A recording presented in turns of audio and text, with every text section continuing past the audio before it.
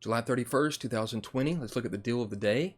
It's going to be the Index Card role-playing game, Core 2nd Edition. So if you watch this video on the day that I put it up here on the 31st, you'll be able to get it on sale. And of course, it's a very acclaimed, highly acclaimed game. And I have looked at it, even though I haven't picked it up. I did get some of the art that you can use to show players the different little rooms that it uses. And it is a very cool system, and it very much warrants the high praise that it has. So that's the deal of the day. Number one here is jumped. It's going to be a Battletech day. So Battletech, technical readout, Golden Century. I'm not sure if you should be doing colons and colons, but whatever. $15, 157 pages. I don't know how this new Battletech is going, and I can never tell if this is the miniature game or the actual role-playing game. It's all kind of always been a conundrum, and Catalyst has a dubious history of making good products, but who knows. And then here on the most popular under 5, they've also got this one. So Battletech Recognition Guide, Clan Volume 4. So yeah, they've obviously put out some stuff that people are picking up.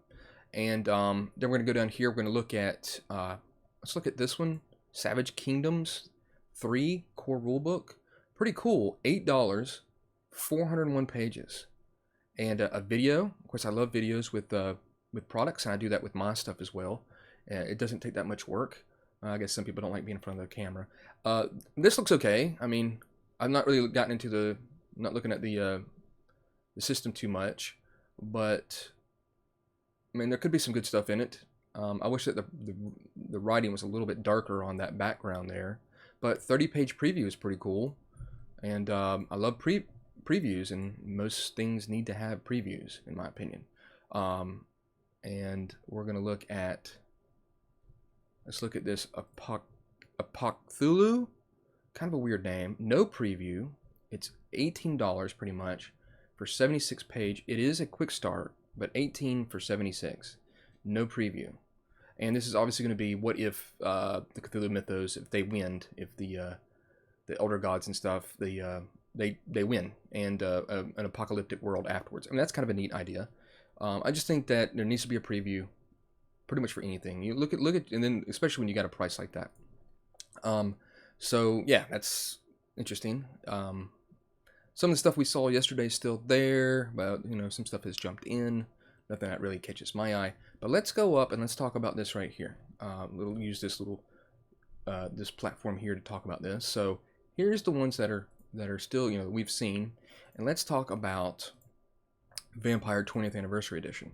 So I like Vampire. I've got a bunch of the books behind me, and look, they took away all the other options. So the only thing that's available is the premium hardcover book at $87.50. And of course, this is a fantastic book, and it is kind of the greatest hits of Vampire.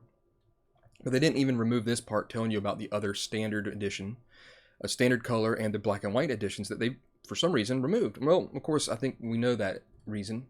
That reason is because this game has been out since 2011, Vampire 20th Anniversary Edition.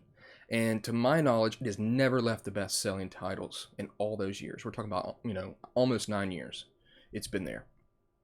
And here's the German version of Vampire 5th Edition.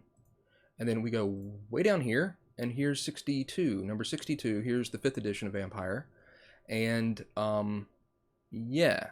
And so I can only think that they are trying to push people away from Vampire due to a high price point, which they can do if they want. I just think it's a think move is what it is. I think it's very much a think move to give people, to take away people's other options when it comes to price points. It's the same product, you just, you know, better color, thicker paper.